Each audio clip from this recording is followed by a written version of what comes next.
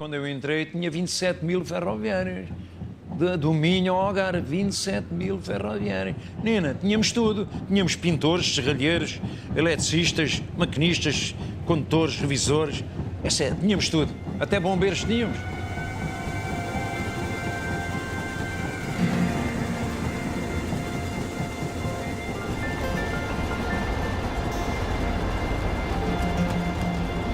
Eu às vezes digo que a paixão pelos comboios ultrapassa as dificuldades que nós temos dentro desta casa. Entroncamento, terra dos fenómenos. Tudo aqui é só fenómenos. Era raro encontrar alguém que não fosse ou filho de ferroviário ou neto. Tudo que eles faziam era bem feito.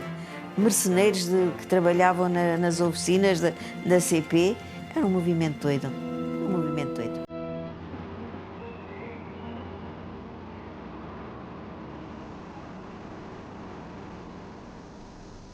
O primeiro dia foi um dia emotivo.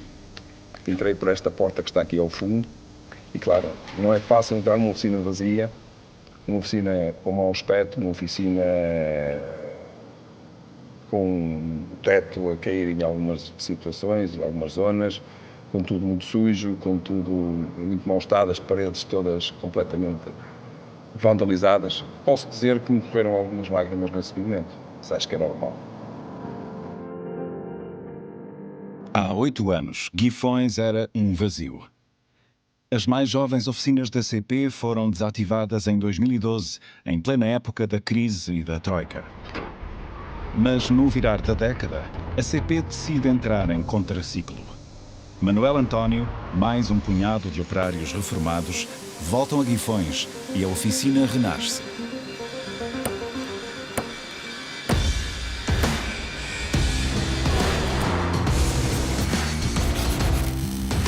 Eu sou solador, eu vim para aqui há 2 anos e pouco, eu vim para aqui.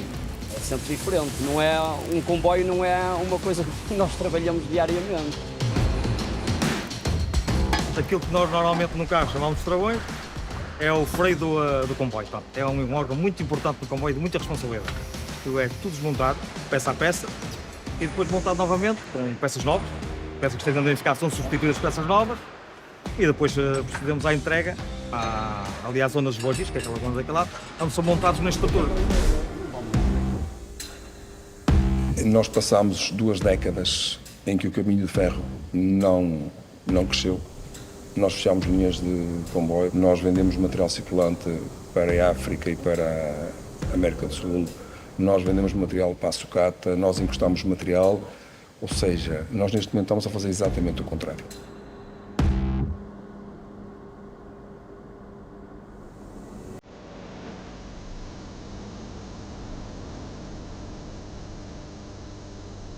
A relação estava um bocado em muito mau estado, porque ela estava parada já há vários anos e então teve que tirar as janelas todas e repará-las todas.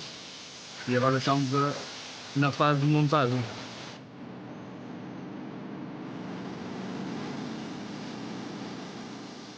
As cinzas, quando eu cá cheguei, foi o primeiro material circulante que eu visitei, estavam parados no entroncamento. E era aquele material circulante que toda a gente dizia que era impossível recuperar, que era pura sucata, e nós demonstramos realmente que foi possível recuperá-las, tanto é que elas estão ao serviço.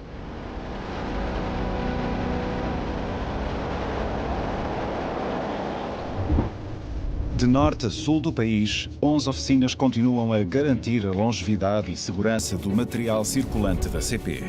Mas nos anos 90, Portugal chegou a ter o dobro dos complexos oficinais. Em 81, quando entrei para a CP, ainda eram 28 mil trabalhadores. Aliás, isto era uma grande casa. A CP era quase que autossuficiente. As oficinas são muito importantes, até porque marcam, digamos, o ritmo na cidade. Veja bem que a buzina das oficinas tocava de manhã aos 20 para as 8, aos 10 para as 8, aos 5 para as 8 e às 8 horas, para que os ferroviários não se atrasassem. Portanto, e este som da buzina ouvia-se em todo lado. Havia na CP pessoal de todas as especialidades, oficinas para tudo.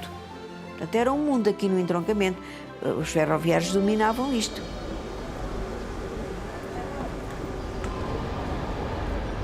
Assim como se criaram cidades industriais no século XIX, tem a ver muito com o boom industrial, ou dos têxteis, ou da metalomecânica. Também se criaram cidades ferroviárias, cidades que algumas vieram do nada, outras nasceram de pequenos burgos, não é?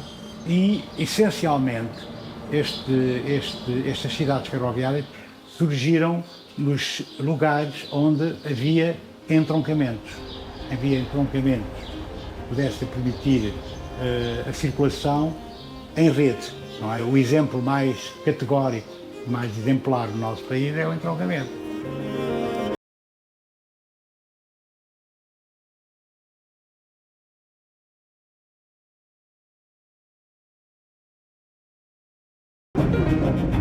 Na segunda metade do século XIX, Portugal via nascer duas grandes linhas em simultâneo, a do norte, rumo ao Porto, e a do leste, com destino à Espanha. Partiam de um tronco comum, com origem em Lisboa, mas era preciso decidir em que ponto se separariam. E é a meio do país, numa imensa mancha de olival, que nasce o entroncamento. O entroncamento nasceu do zero. Há um êxodo dos campos para a cidade. Vêm muitos trabalhadores, chega a haver 4.000 trabalhadores nas duas linhas. A Companhia dos Caminhos de Ferro não tinha técnicos especializados, porque era uma indústria nova. Não tinha fogueiros, não tinha maquinistas, não tinha chefes de estação, não tinha chefes de depósito. Esses técnicos vieram todos do estrangeiro. Muitos franceses, muitos espanhóis, alguns ingleses, alguns belgas. E, efetivamente, o entroncamento tornou-se quase que uma pequena Babel naquele tempo. A ferrovia faz crescer cidade. Ao longo da linha surgem as casas, as escolas, os postos médicos e dispensários para os ferroviários, as tabernas e as casas de pasto. E onde hoje se guardam dos maiores tesouros da história do caminho de ferro português, havia em tempos fazendas, tecidos, carvão e mercearia. O armazém de víveres, atual Museu Nacional Ferroviário, era um marco da cidade do entroncamento. Tinha belíssima manteiga, tudo o que vendia, um bom azeite, tudo o que se lá vendia era bom. Tinha atoalhados muito bons. As primeiras coisas do meu enxoval os atoalhados eram de lá. E era mais barato do que fora do armazém de víveres? Mais barato. Nenhum pagava na hora. As mercearias, ao fim do mês, eram mandadas para a CP, não era? Onde era feita a folha do ordenado do funcionário, e era acrescentado isso, essa folha de despesas, que era abatida. Era raro encontrar alguém que não fosse ou filho de ferroviário ou neto. Havia até famílias que tinham vaidade em dizer que já iam na terceira geração de ferroviários. A minha descendência ferroviária vem desde que eu nasci à beira da linha. Ou seja, a minha mãe era guarda de passagem de nível, não sei se sabe o que é. Eu estava com as bandeiras, e o meu pai era assentador de via, arranjava a linha dos caminhos de ferro. Claro, casaram os dois e arranjaram-me, e eu comecei logo a contactar com comboios desde bebê. Os comboios passavam ali ao meu lado. O barulho daquilo a matraquear até me adormecia, não acordava, está a ver? Ora, aquele bichinho começou logo a ficar desde pequenino.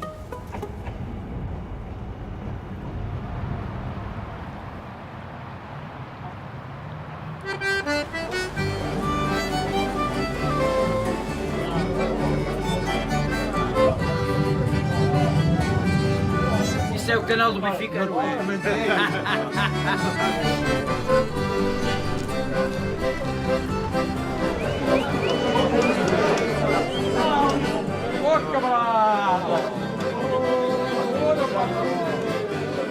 Toca-se o bombo. Agora já vou. E a gaita de fogo. Já por aqui, por ali, no grupo com sardinhas agora. Também, toca-se por esse bombo de 7 instrumentos. É um ritual sagrado. Uma vez por mês, dezenas de ferroviários reformados encontram-se para reviver velhos tempos. São vocês 150. Em Penafiel tivemos 161. pena fiel o mês passado. Hoje estamos mesmo, se calhar. Para comer e para beber estamos sempre prontos. E para pagar, claro. É óbvio, não é como os políticos. O engraçado destes convívios é isso. É ver pessoas que nós já não víamos há anos.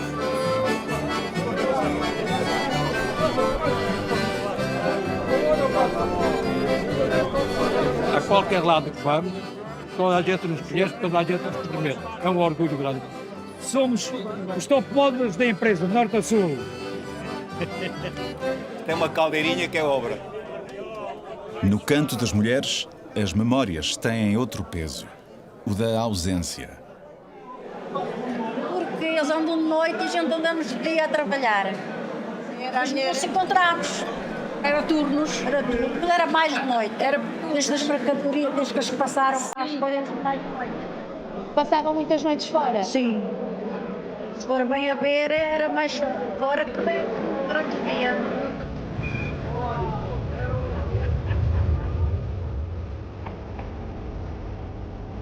Figueira da Foz ou Pampilhosa foram em tempos grandes núcleos ferroviários, mas hoje são 4 os grandes aglomerados dos profissionais do caminho de ferro.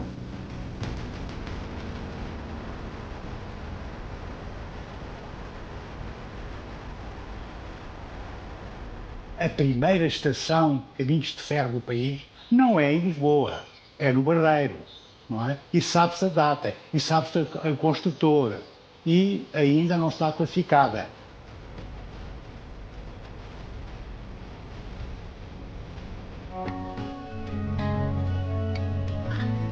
Pende nos gabinetes ministeriais a classificação dos bens ferroviários do Barreiro, que são um centro fundamental da ferrovia e da urbe ferroviária.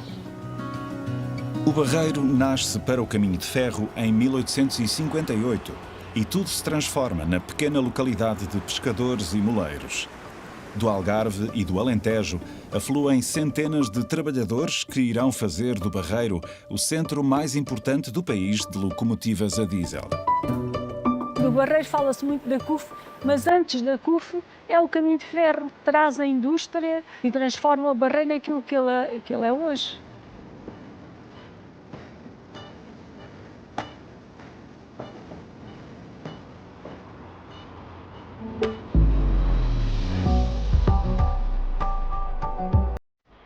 Em 1884 foi construída esta belíssima estação, única no país e da Europa.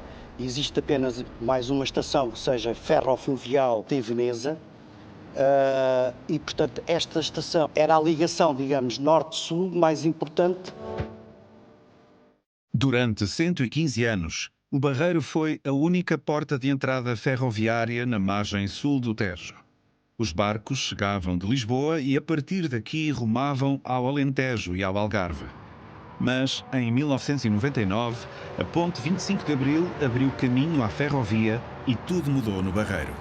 A entrada na margem sul faz-se agora pelo Pinhal Novo e são menos aqueles que ainda vão de barco até Lisboa. É assim que começa a degradação de grande parte do edificado ferroviário. O património industrial é o ouro, digamos, desta terra, que infelizmente não está a ser aproveitado.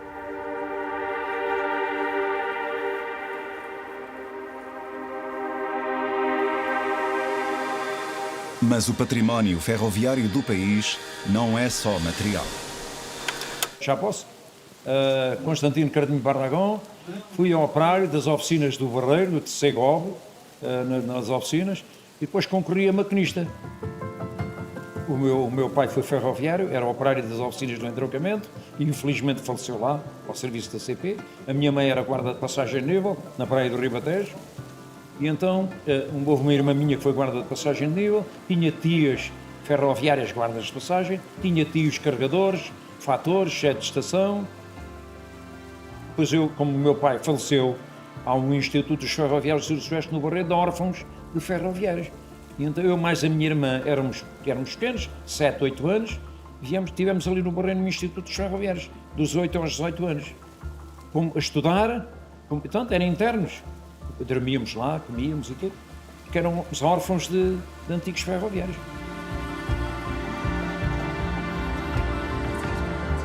O património ferroviário tem a capacidade também de gerar valor cultural. E esse sentido de bem cultural é muito recente. Podemos dizer que data genericamente de 1975, não é? Até aí, o conceito de património ferroviário era um conceito bruto, é um conceito essencialmente ligado com a exploração. É o comboio que importa para Portugal o conceito de empresa paternalista, aquela que garante saúde, habitação e educação aos funcionários. E as cidades expandem-se com o edificado público. O primeiro que foi pensado para apoio à sua população ferroviária foi uma escola. E o entroncamento nasce assim no mapa oficialmente em 1864, no mapa e nos horários dos comboios, e em 1879, se não estou em erro, é criada a primeira escola.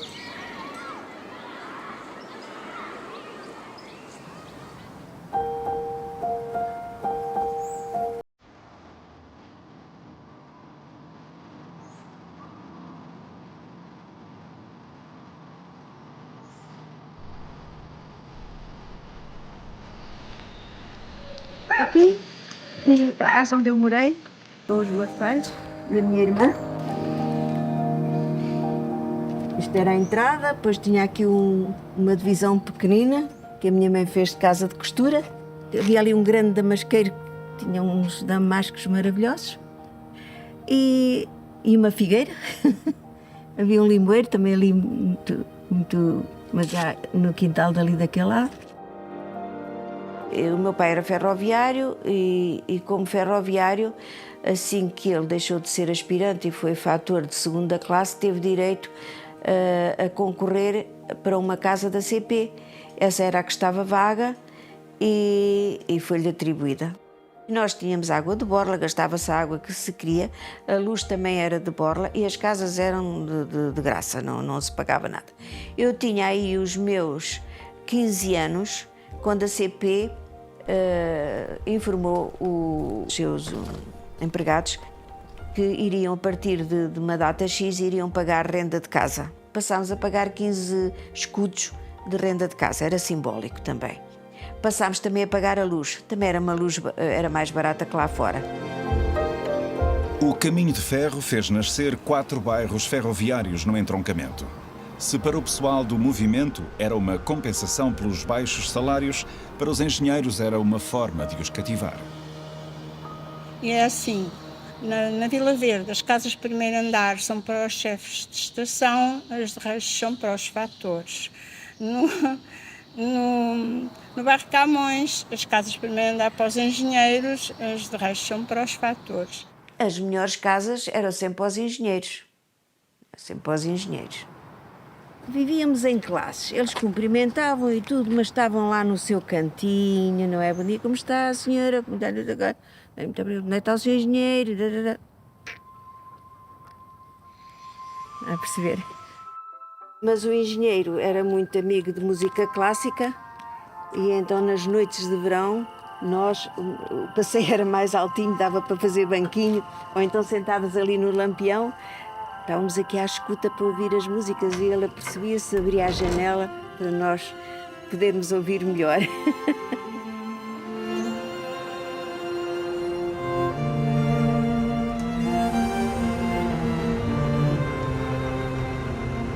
As casas têm sempre jardim. Sim. E horta. E horta. E uma casa de arrecadação no quintal. O bairro Jardim nasce no entroncamento pela mão de Cotinelli Telmo. O famoso arquiteto modernista tenta trazer o campo para uma cidade em crescimento. E projeta também uma escola que ainda hoje é um marco arquitetónico, com salas de aulas no piso térreo e quartos para os professores no primeiro andar. Cotinelli Telmo foi o mais importante arquiteto da CP. Pelo seu traço nasceram e renasceram dezenas de estações, postos médicos e torres de sinalização icónicas. Quer que eu lhe conte a história do bêbado que me embatou nas pereiras? Isso foi uma delas. Houve um flanco que me embarcou numa piadeira, que era as Pereiras. As Pereiras é uma aldeolazinha que fica situada no meio do Alentejo, no alturas de nenhum, entre São Marcos da Serra e Luziante, está a ver onde é que é? Santa Clara, Savoia, ali, aquilo não tem nada. E na altura tinha lá um bar, uma coisa assim um bocado manhoso. E então embarca-me um indivíduo no comboio Correio. O comboio Correio era um comboio que saía de Vila Real, Santo António, às 21h40 e chegava às 5h40 da manhã ao Barreiro. Então um gajo com um canto de babadeirão a vir brincar comigo. Não sei para onde é que vou, não sei o quê. De onde é que o senhor quer ir? Não sei. Então diga lá que eu quero passar o bilhete. E eu digo assim, para a Funcheira. Está bem, eu passei-lhe o bilhete de Pereiras para a Funcheira. Bem, passei-lhe o bilhete, não sei o que, ele pagou, nunca respeitou. Quando chegou às Funcheiras, eu disse, amigo, chegou à Funcheira, tem de ser, mas eu não quero ficar aqui. Então onde é que o senhor quer ir? Agora quer ir para Beja. Está bem, então ele passou o bilhete. Voltei-lhe a estabelecer o bilhete, mas das Pereiras para Beja. Vendia o mesmo bilhete. Pronto, chegou a pagar. E o indivíduo chegou lá, chegou a Beja, ferrou-se a dormir, aquilo era de noite, 2 e tal da manhã, 3 da manhã. Não sei, quando o comboio chegava a Beja, eram 3 da manhã, o gajo estava... E eu cheguei lá ao pé dele e disse, assim, amigo, Beja, temos de ser aqui. Não, agora quer ir para o Barreiro. Queres ir para o Barreiro? Tu vens a gozar comigo. Outro bilhete, Pereiras, Barreiro. Pereiras, Barreiro. Sim, senhora, está bem. Lá chegou, pagou, não disse nada. Pronto, quando cheguei já para o Barreiro, já paguei, deixei o homem dormir. Quando chegou ao Barreiro, na altura, a CP tinha os barcos, fazia o serviço de transporte entre o Barreiro e Lisboa com barcos. E o gajo chega lá aos meus colegas, estavam a fazer a fiscalização às portas dos barcos, mostrou os 3 bilhetes. O meu colega fartou-se de rir com os 3 bilhetes, uns a seguir aos outros. Diga assim, o meu colega olhou, você não tem bilhete para Lisboa, vai à bilheteira tirar outro bilhete. Vai à bilheteira, tem de tirar outro bilhete e para Lisboa. Resultado, podia resolver o problema com o bilhete pessoal que ficava em mar, acabou por pagar 4 bilhetes. Quis vir gozar com o Pica? Não, com o Pica não gozas.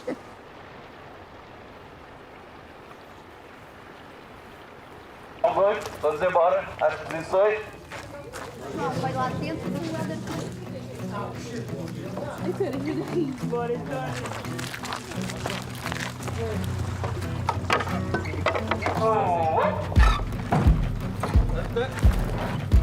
Volgas para a direita, soltas para a esquerda. Devagar. Francisco, já viste dentro do barco? Falo por mim que sou ferroviário. Sempre fui, durante 41 anos, e continuo ferroviário. Aquele clube para mim é a minha primeira casa.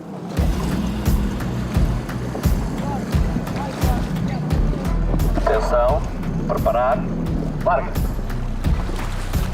Há 95 anos, o Barreiro via nascer uma das associações de classe mais fortes do mundo ferroviário.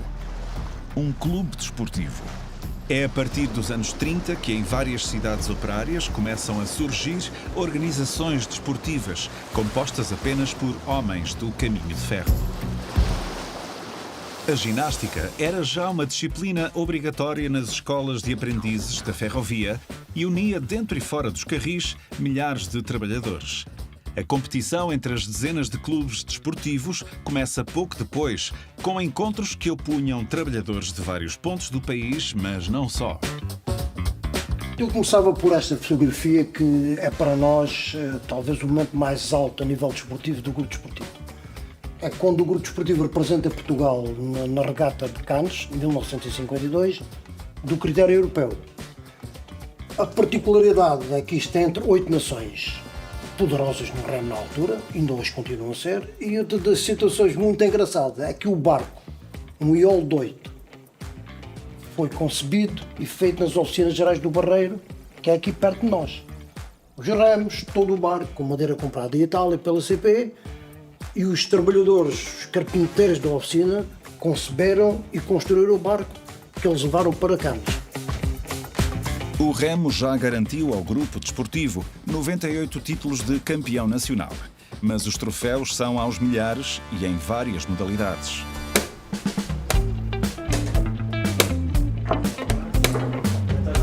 Dá aí o contador, não é? Eu gosto, vamos.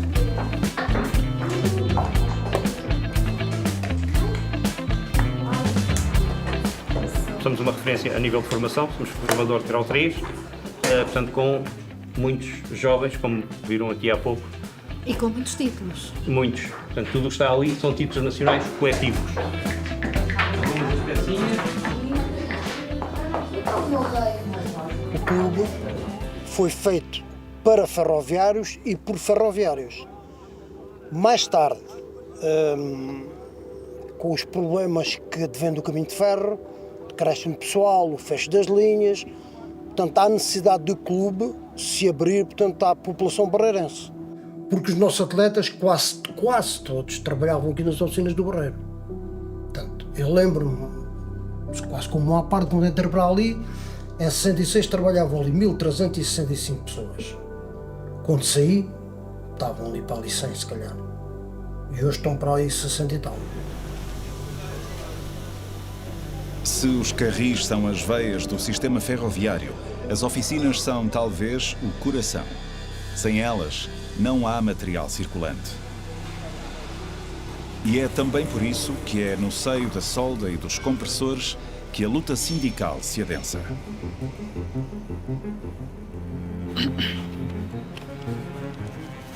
Portanto, sou José Manuel Oliveira, sou ferroviário desde 1981 e desde 1985 sou dirigente dos sindicatos ferroviários, onde tive várias tarefas e atualmente também sou membro da Comissão Executiva da CGTP e coordenador nacional da FECTRANS.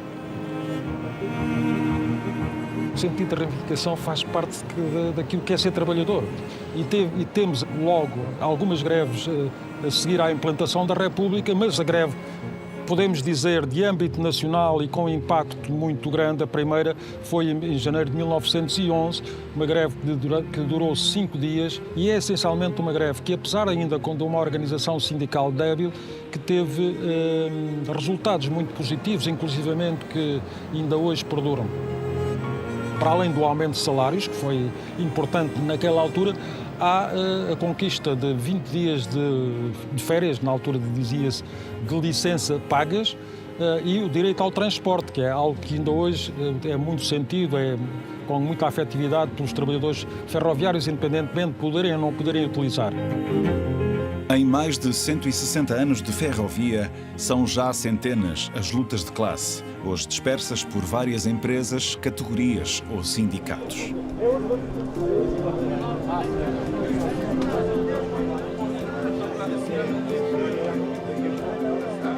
Em 1983, na altura da Páscoa, houve uma greve na CP durante 15 dias. E uma reação civil. E houve uma reação civil. 33 maquinistas despedidos. Foram para a rua. Não aceitaram, não acataram a reação civil e foram despedidos. E depois o sindicato ganhou o processo em tribunal e nós fomos todos reintegrados. E foram indemnizados. E, logicamente, e desta razão. Uma coisa importante. Os nossos colegas maquinistas foram despedidos, tiveram 33 pedidos durante o ano e tal. E nós, os maquinistas que não fomos despedidos, tínhamos uma cota suplementar para pagar o ordenado. Estiveram, tinham mais ou menos, era menos, mas tinham o seu pão todos os dias. Aí está exatamente, uma das grandes unidades que eu acho da família ferroviária que ainda há bocado me falaram. Onde é que está a família ferroviária? É aí. Qual foi a luta mais marcante para si, que viveu? Há várias, mas há uma que talvez, por ser logo quase que eu tive de início enquanto dirigente sindical, é a greve de 1986, que começou em fevereiro e terminou na noite de 24 para 25 de abril, portanto um período de greve que eram 2 horas por dia, mas depois tinha outras formas de paralisação, plenários, etc. Portanto, foi uma greve marcante, não só pela sua duração, mas também pelas condições em que eram feitas. Precisávamos, de facto, criar muitas dificuldades à organização do transporte, nomeadamente que não houvesse material circulante. Portanto, e as oficinas tinham um papel importante, que era, na fase em que era necessário desmontar os equipamentos para proceder às reparações, trabalhar muito. Nas fases em que era necessário remontar o equipamento, trabalhar pouco. Portanto, era aí que efetivamente se incidiam os períodos de paralisação. 3 a 4 meses é o tempo necessário para ressuscitar uma carruagem da sucata.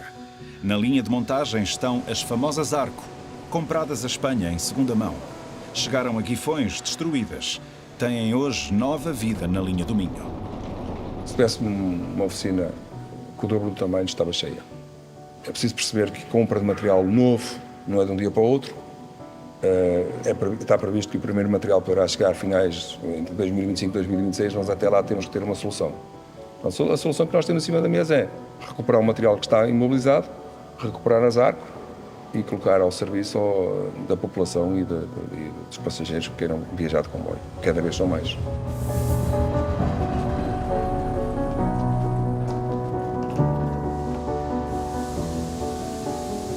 Esta carruagem estava parada há mais de 2 décadas e tudo o que está cá dentro é recuperado. Desde o pavimento, aos bancos, às janelas, aos equipamentos, tudo é recuperado. Portanto, isto é uma caixa inox, é uma caixa que dura toda a vida. Portanto, a intenção é que esta carruagem saia daqui apta para fazer mais 400 mil quilómetros sem qualquer tipo de problema. Há algum projeto de recuperação especial que o Manuel António gostasse de dirigir? Toda a gente ambiciona montar material circulante, fabricar material circulante novo. Nós, neste momento, penso que temos condições para isso. Ou em Guifões, ou no entroncamento, ou em Barreiro, que seja feito em Portugal.